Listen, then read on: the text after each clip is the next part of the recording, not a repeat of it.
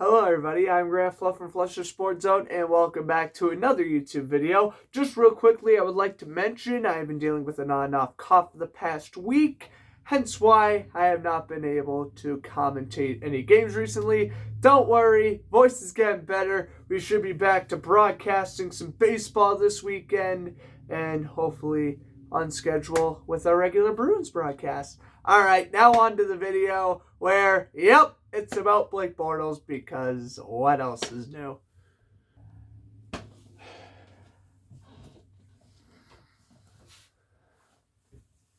Well, where do we begin today? Blake Bortles has requested his release from the New Orleans Saints.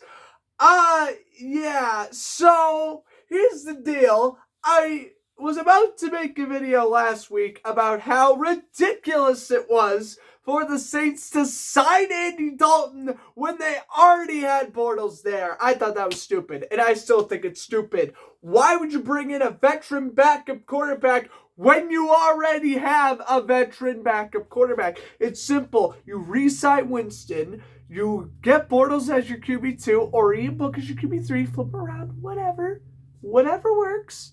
You have your QB2 and QB3. You have your young quarterback, you have your old quarterback, and you have your starter. Now, granted, if you want to sign Andy Dalton for quarterback depth, that's okay. But really, you are the New Orleans Saints. You just had your safety retire. You've lost damn near all your tight ends. Hell, Taysom Hill isn't even a quarterback anymore. He's now a tight end.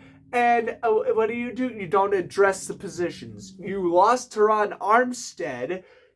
I think you also lost a couple of corners. And you signed a backup quarterback as one of the top positions. What? Okay, so in other Saints news, they're apparently going after Tyrann Mathieu. Isn't everyone going after Tyrann Mathieu? How is Tyrann Mathieu not signed with the Ravens yet?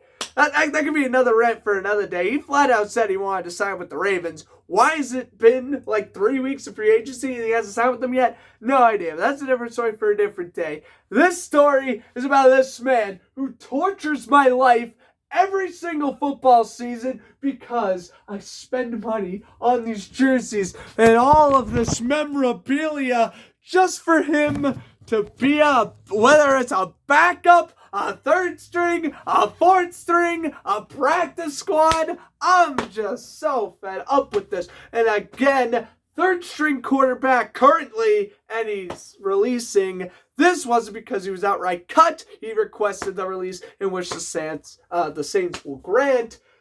Excuse me for the coughing. Should happen sometime. When tomorrow it becomes official. All I gotta say is I have nothing to thank the New Orleans Saints for. I don't. I can thank the Jaguars. I can thank the Rams. I'm not thanking the Broncos. And I'm not thanking the Packers. And I'm not thanking the Saints either. I'm so happy I did not buy the Bortles Saints jersey. Oh, I was ready to. 2 weeks ago, I literally had it in my shopping cart. But I'm like, you know what? I'm going to wait. And when Andy Dalton signed with the Saints last week, I was thrilled that I waited. Oh, I was so happy I did not buy that because I knew this was coming.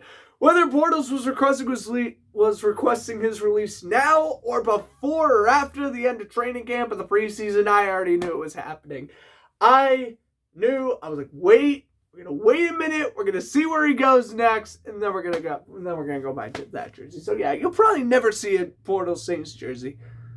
Fan mail video? Send me one. If you want it so badly, but I'm not purchasing money for one of those. But now, seriously, this is interesting. Because now I have to determine where Blake Bortles is going to go. Well, let me put it to you this way. The fact that Cam Newton is yet to be signed is quite alarming. The fact that Jimmy Garoppolo and Baker Mayfield have yet to be traded since I made the Baker Mayfield video a couple weeks ago is alarming. And all of a sudden, the man Colin Kaepernick has decided to say, this offseason specifically is where I'm going to annoy every single GM and coach on the planet so I can be a backup quarterback in the league. Screw, he said the NFL slavery. He wants to be back on team now. Well, guess what? This guy who has been to an AFC championship game since the last time Kaepernick has played on a friggin' field deserves a shot. And I've not been afraid to say this on this channel or on social media in general. Blake Bortles is easily one of the most mismanaged quarterbacks in NFL history. Let me tell you something. Marcus Mariota this offseason gets his true second chance with the Falcons. Mitchell Trubisky this offseason signs with the Steelers, gets his second chance. Sam Darnold last offseason traded to the Panthers, gets his second chance.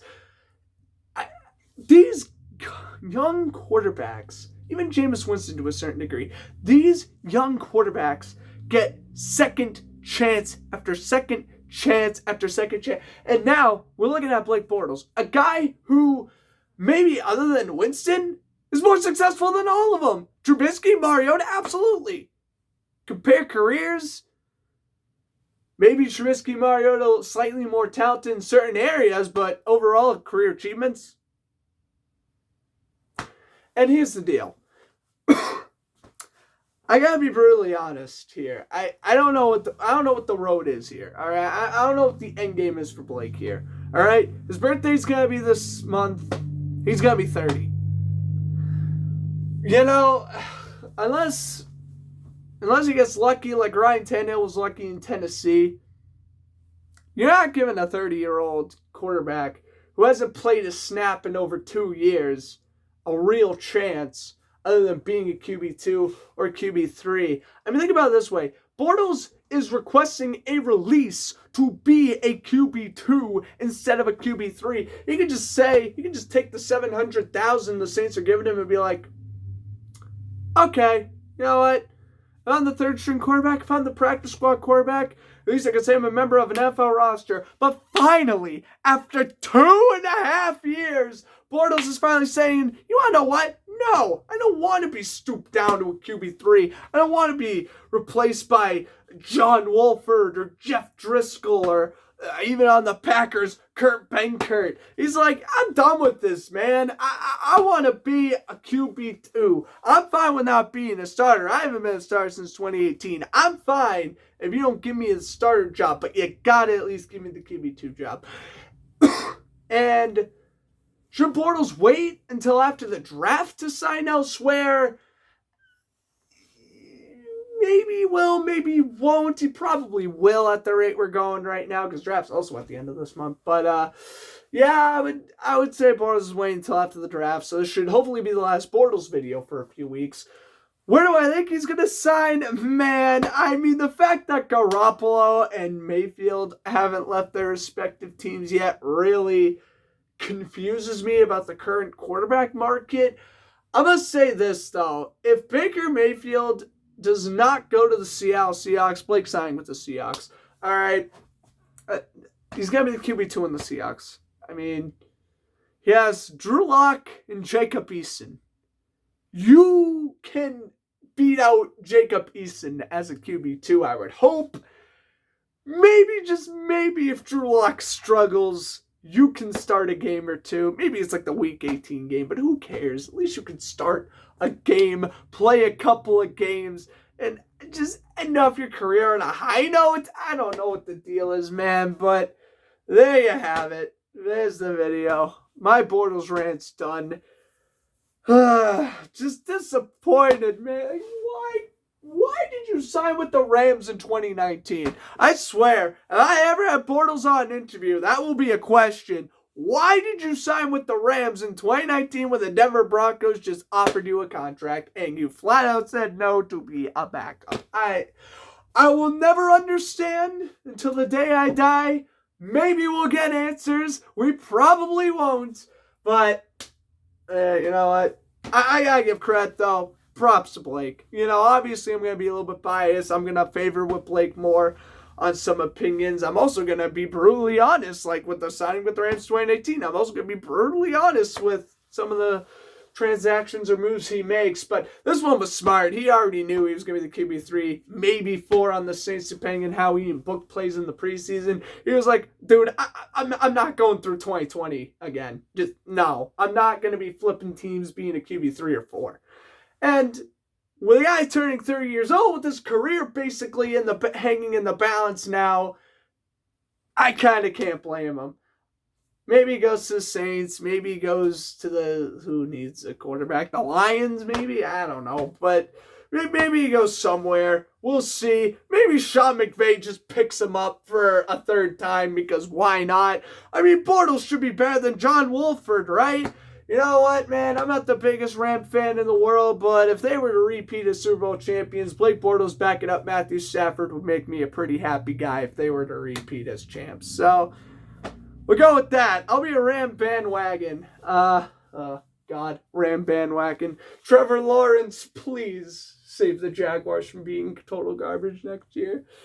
Who am I kidding? The Jaguars have already released a lot of their good players, and yeah, the Jaguars are going to be bad also. So I root for a bad team. My favorite quarterback is like a practice squad guy. I suffer as a football fan, all right?